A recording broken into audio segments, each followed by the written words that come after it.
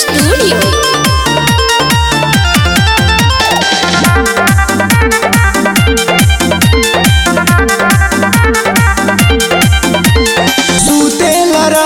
पलंग पर सटके सूतेला राती पलंग पर सटके कुंडी लगाई के सैया जी राजा जी सैया जी प्यार करेले चादरा उड़ाई के राजा जी प्यार करेले चादरा उड़ाई के।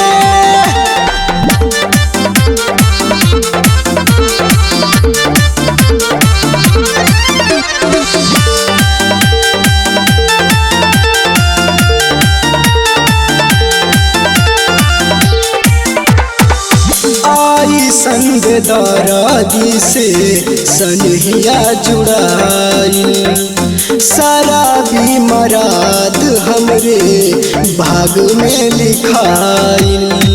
गाल काटेला दाते से उठ चूसे लावट से कबो सटावे आगे से कबो सटावे पाछे से।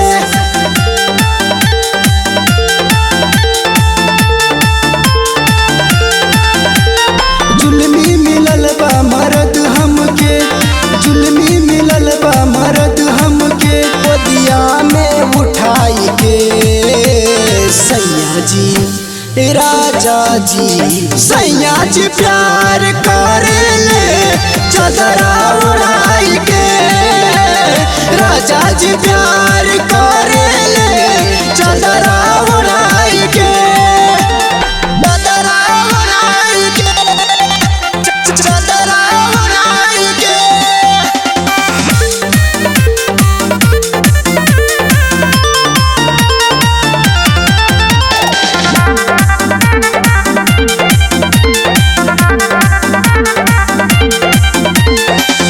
मानवा करेला हमार नैहरे मेरा हाथी भले नहीं हरावे में यार बनैती।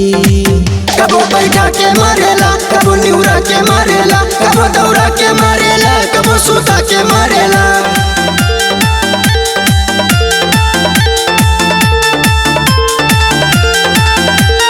अभिषेक यरवा बोलावे हमके दीपेंद्र यरवा बोलावे हमके रोकड़ा दिखाई के सैया जी राजा जी सैया जी प्यार करेले चादरा उड़ाई के राजा जी प्यार करेले चादरा उड़ाई